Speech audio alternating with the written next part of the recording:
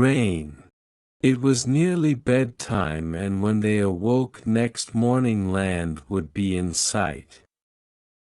Dr. McPhail lit his pipe and, leaning over the rail, searched the heavens for the Southern Cross.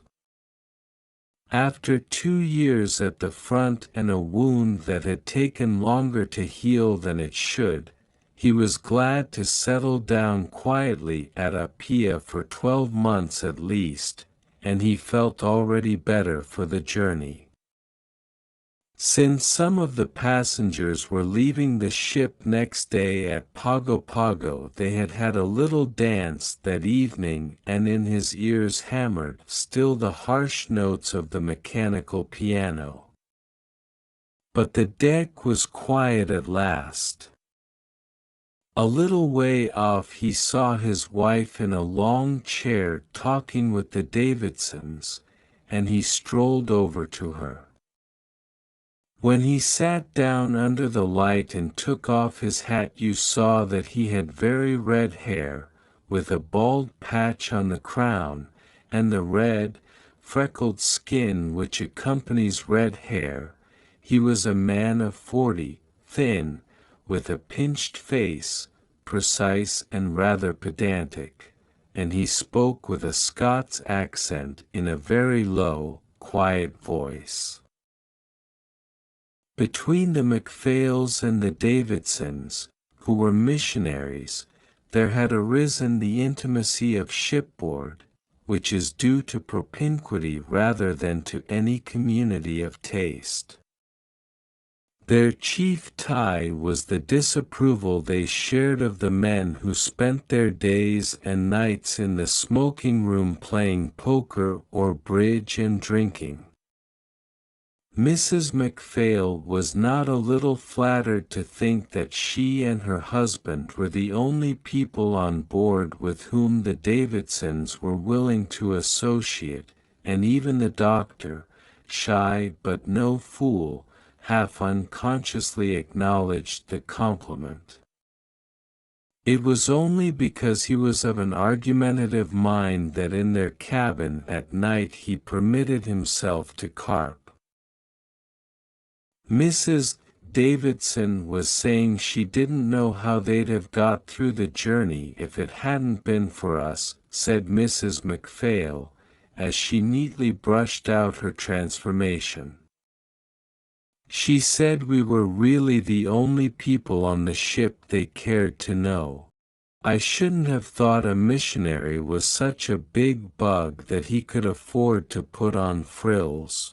It's not frills. I quite understand what she means. It wouldn't have been very nice for the Davidsons to have to mix with all that rough lot in the smoking room. The founder of their religion wasn't so exclusive, said Dr. McPhail with a chuckle. I've asked you over and over again not to joke about religion, answered his wife. I shouldn't like to have a nature like yours, Alec. You never look for the best in people.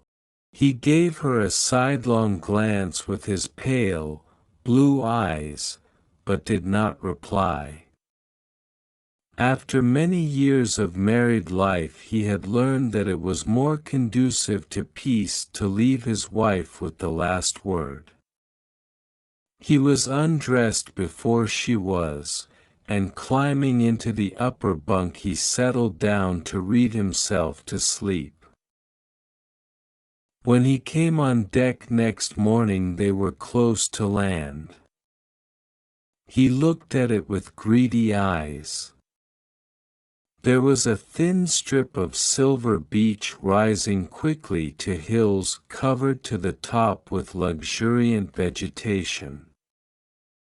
The coconut trees, thick and green, came nearly to the water's edge, and among them you saw the grass houses of the Samoris, and here and there, gleaming white, a little church. Mrs. Davidson came and stood beside him.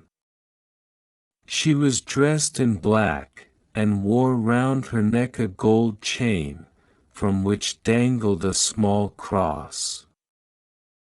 She was a little woman, with brown, dull hair very elaborately arranged, and she had prominent blue eyes behind invisible pince-nez.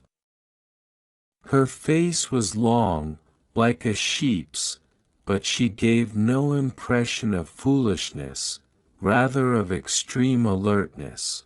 She had the quick movements of a bird.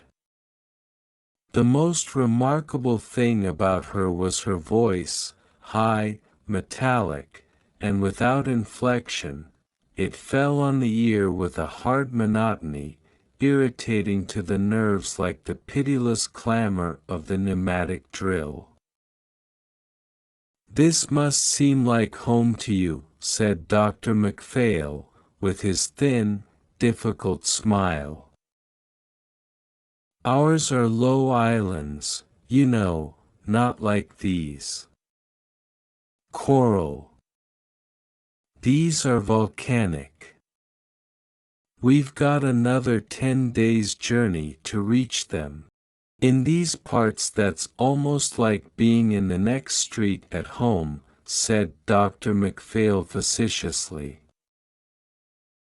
"Well, that's rather an exaggerated way of putting it, but one does look at distances differently in the South Seas." "So far you're right." Dr. MacPhail sighed faintly. "I'm glad we're not stationed here," she went on. "They say this is a terribly difficult place to work in. The steamer's touching makes the people unsettled, and then there's the naval station, that's bad for the natives. In our district we don't have difficulties like that to contend with. There are one or two traders, of course, but we take care to make them behave, and if they don't we make the place so hot for them they're glad to go." Fixing the glasses on her nose, she looked at the green island with a ruthless stare. "It's almost a hopeless task for the missionaries here. I can never be sufficiently thankful to God that we are at least spared that."